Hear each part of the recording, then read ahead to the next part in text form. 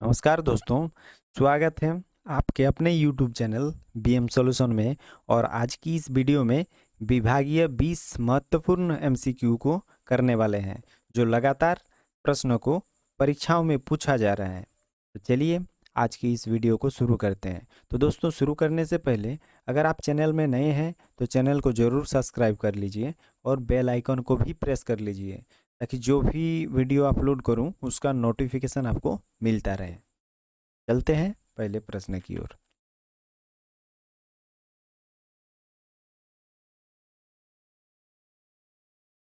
पहला प्रश्न है कि बीमा प्राप्त करने के लिए सही आयु प्रदान करने का दायित्व किसका होगा। अगर कोई बीमा प्राप्त करना चाहते हैं तो उसके लिए जो सही आयु है, जो सही एज है, ये प्रदान करने का दायित्व किसका होता है, ये आपको बताना है। तो ऑप्शन है एजेंट, बीमाकृत व्यक्ति, चिकित्सा परीक्षक या स्वीकृति पदाधिकारी। तो जो आयु जो प्रदान करता है दोस्तों, जो आयु जो सही प्रदान करना है वो किसको प्रदान करना है, जो बीमा खरीद रहा है, यानी जो बीमा कर रहा है। तो ये हो जाएगा आपका ऑप्शन, जो दूसरा ऑप्शन है, बीमाकृत व्यक्ति को ये उनका जो एज है वो सही बताना चाहिए। अगला प्रश्न है कि डाकघरों के सार्वजनिक कामकाज के घंटे किसके संबंध में निर्धारित किए जाते हैं। जो डाकघर का जो कामकाज का घंटा तय किया जाता है तो वो किसके संबंध में निर्धारित किया जाता है, ये आपको बताना है। ऑप्शन है डाकों के आगमन एवं प्रस्थान के समय, दूसरा ऑप्शन है स्थानीय सुविधा, और तीसरा ऑप्शन है उपयुक्त दोनों। इनमें से कोई नहीं। दोस्तों, आपको बताना है कि जो डाकघर का सार्वजनिक कामकाज का घंटा तय होता है वो किसको आधारित रहता है। तो चलिए देखिए, ऑप्शन जो पहला ऑप्शन है डाकों के आगमन एवं प्रस्थान के समय, जी ये बिल्कुल इसको ध्यान में रखा जाता है। और जो स्थानीय सुविधा है ये भी ध्यान में रखा जाता है। तो इसका जो सही आंसर हो जाएगा ऑप्शन तीसरा ऑप्शन जो है उपयुक्त दोनों, ये सही हो जाएगा। अगला प्रश्न है सेना डाक सेवा के प्रमुख का नाम क्या है। जो सेना डाक सेवा होता है, आर्मी पोस्ट ऑफिस, तो वहाँ का जो प्रमुख होता है उसका क्या नाम है। महानिदेशक सेना डाक सेवा, सहायक महानिदेशक डाक सेवा, सचिव सेना डाक सेवा, या इनमें से कोई नहीं।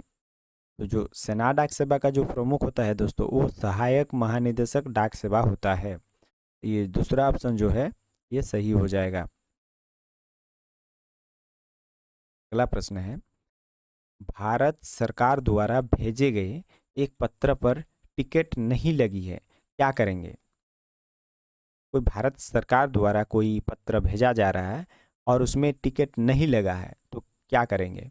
दुगुना शुल्क लगेगा, कोई शुल्क नहीं लगेगा, केवल डाक शुल्क लेंगे भेजने वाले को वापिस। क्या होगा दोस्तों, इस चार ऑप्शन में से आपको बताना है कौन सा ऑप्शन होगा। दुगुना शुल्क लगेगा, जी नहीं लगेगा। अगर भारत सरकार छोड़ के अगर कोई भेजता है तो उसमें दोगुना शुल्क वसूला जाता है। कोई शुल्क नहीं लगेगा, फ्री में तो अब नहीं भेज सकते हैं, चाहे सरकारी लेटर हो चाहे कुछ भी हो। केवल डाक शुल्क लेंगे, जी बिल्कुल केवल डाक शुल्क लेंगे। ये जो तीसरा जो ऑप्शन है ये आपका सही हो जाएगा। अगला प्रश्न है अगर किसी वस्तु की सूचना बंट चुकी है और पाने वाला वितरण लेने ना आए तो क्या करेंगे। अगर मान लीजिए कोई वस्तु आया है और इसकी सूचना कस्टमर तक पहुंच चुका है, तो इसको और अगर वो वितरण लेने ना आए तो क्या करेंगे। वस्तु को पुनः प्रेषित कर सकते हैं, पुनः प्रेषित नहीं कर सकते हैं, डिविजनल ऑफिस रिपोर्ट करनी चाहिए, इनमें से कोई नहीं। तो इस चार ऑप्शन में आपको बताना है कि कौन सा ऑप्शन सही होगा। तो देखिए, अगर सूचना बंट चुका है तो उसको तो आप पुनः प्रेषित नहीं कर सकते हैं, और पुनः प्रेषित वस्तु को पुनः प्रेषित कर सकते हैं, ये जी बिल्कुल नहीं कर सकते हैं आप। और पुनः प्रेषित नहीं कर सकते हैं, ये जो दूसरा ऑप्शन जो है, दूसरा पॉइंट, ये आपका सही हो जाएगा। पुनः प्रेषित आप नहीं कर सकते हैं उसको, दूसरा ऑप्शन जो है सही हो जाएगा। अनपेड वस्तु को पाने वाला लेने से इनकार करे तो क्या करना होगा। अगर कोई अनपेड वस्तु आया है और पाने वाला लेने से इनकार कर रहा है तो उसके लिए क्या कंडीशन है। ऑप्शन है रकम भेजने वाले से वसूली की जाएगी, आरएलओ भेज देना होगा, पुलिस केस करना होगा, इनमें से कोई नहीं। इस 4 ऑप्शन में से आपको बताना है कि सही ऑप्शन कौन सा होगा। तो देखिए, जो अनपेड वस्तु अगर है और पाने वाला लेने से इनकार कर रहा है, तो इस कंडीशन में क्या होगा, ये जो आर्टिकल भेज रहा है उससे वसूली किया जाएगा। ठीक है, तो कौन सा ऑप्शन होगा, पहला ऑप्शन सही होगा, रकम भेजने वाले से वसूली की जाएगी। पहला ऑप्शन जो है सही आंसर हो जाएगा। अगला प्रश्न है, एक वस्तु खोलने के बाद दोबारा पोस्ट की गई है। एक वस्तु, ठीक है, कोई किसी ने वस्तु भेजा था, फिर खोला था उसको और फिर वो भेज दिया है, यानी फिर पोस्ट किया है, तो इसके लिए क्या कंडीशन है, पुनः प्रेषित वस्तु समझा जाएगा, अनक्लेम समझा जाएगा, वस्तु को अनपेड समझा जाएगा, इनमें से कोई नहीं।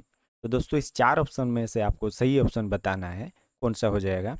अगर आपको आंसर पता है तो कमेंट बॉक्स में डालिए। तो देखिए, अगर वस्तु खोला गया है और दोबारा पोस्ट कर रहा है तो उसको क्या समझा जाएगा, तो वस्तु को अनपेड समझा जाएगा। तीसरा ऑप्शन जो है सही आंसर हो जाएगा। अगला प्रश्न है, अगर पत्र लेने वाला पत्र लेने से इनकार करे तो केस।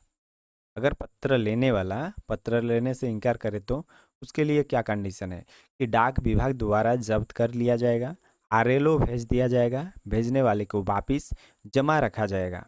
इस 4 ऑप्शन में से आपको सही आंसर बताना है कि कौन सा सही हो जाएगा। तो देखिए, अगर पत्र लेने वाला पत्र लेने से इनकार करता है तो क्या किया जाता है, जो पत्र भेजता है उसी को वापस कर देते हैं, यानी जो तीसरा ऑप्शन है भेजने वाले को वापस, ये आपका सही आंसर हो जाएगा। अगला प्रश्न है, अगर कोई निषेध वस्तु किसी आर्टिकल में मिले तो क्या करेंगे। मान लीजिए, कोई लेटर में कोई निषेध वस्तु आ रहा है जो सरकार द्वारा उसमें प्रतिबंध लगा हुआ है, तो उस टाइप का कोई अगर किसी पत्र में आ रहा है तो क्या करेंगे, डाउटफुल लिखकर आगे भेज देंगे, भेजने वाले को वापिस, जारी करने वाले कार्यालय को सूचित करेंगे, इनमें से कोई नहीं। तो देखिए, अगर ऐसा कुछ संदिग्ध हो तो उसमें क्या किया जाता है, डाउटफुल लेकर आगे भेज देते हैं, यानी पहला ऑप्शन जो है सही हो जाएगा, डाउटफुल लिखकर आगे भेज देंगे।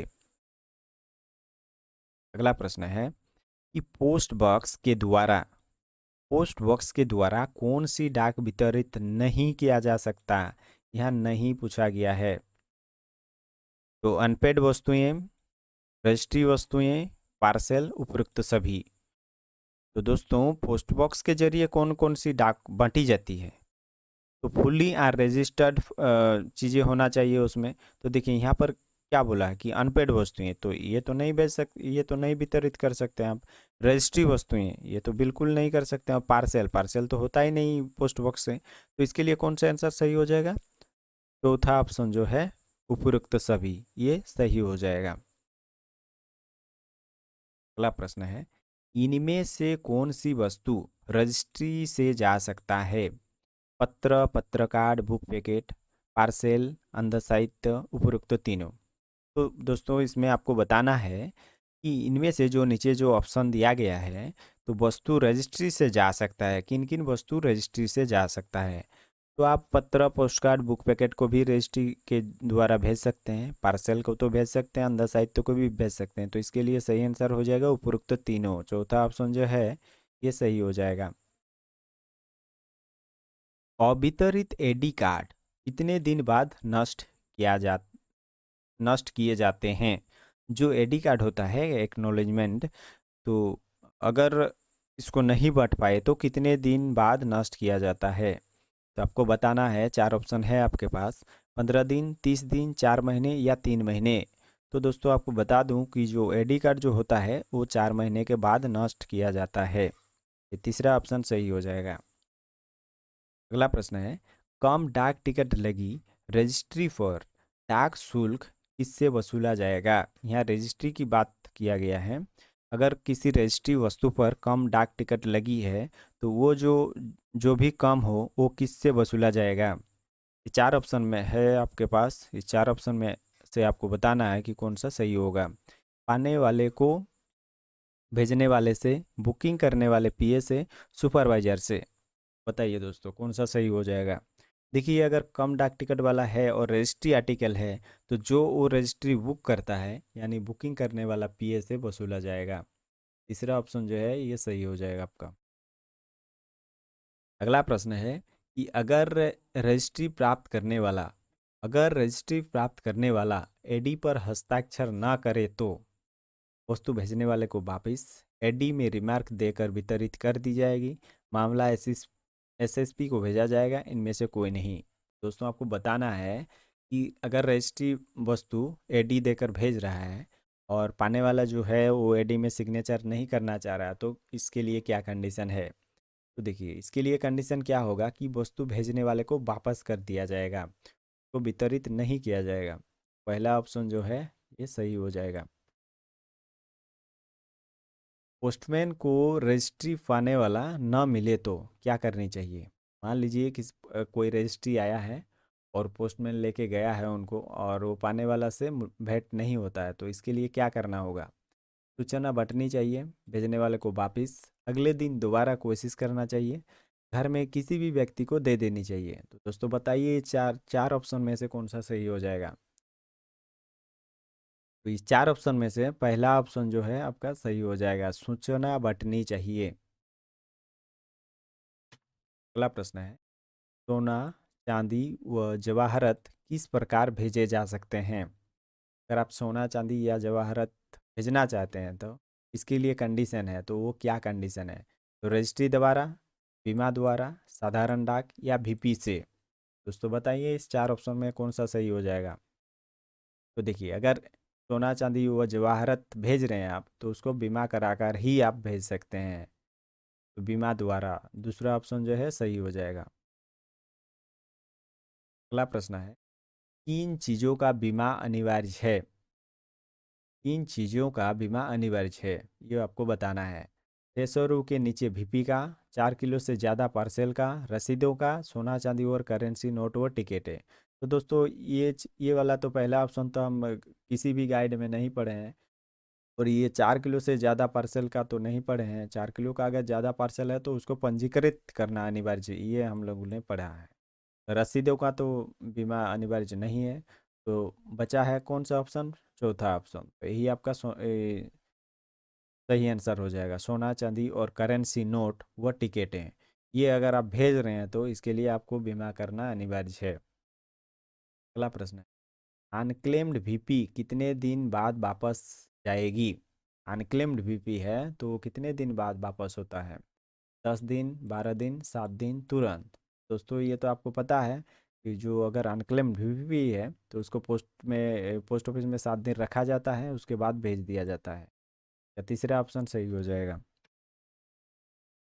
वीपी भेजने वाले की रकम कैसे अदा की जाएगी। अगर वीपी भेजने वाले की रकम कैसे अदा की जाती है दोस्तों, ये आपको बताना है। तो वीपी देखिए वीपी किस तरह से आता है, मनी ऑर्डर उसमें एक फॉर्म लगा रहता है। तो उसमें क्या होता है देखिए, वीपी बुक होने के तुरंत बाद, तो समय तो पार्टी को नहीं पैसा मिलेगा, जैसे वीपी बुक हुआ तो समय तो पैसा नहीं मिलेगा। वीपी बटने के बाद एमओ द्वारा, जी बिल्कुल, वितरण डाकघर द्वारा, ये नहीं वीपी पाने वाले के द्वारा। तो ये जो दूसरा ऑप्शन है ये आपका सही आंसर हो जाएगा। अगला प्रश्न है रजिस्ट्रेशन फी कितनी है। पत्र के लिए, ये सब के लिए रजिस्ट्रेशन होता है तो उसका जो फी है वो कितना है। वो है दोस्तों आपका 17 रुपया होता है।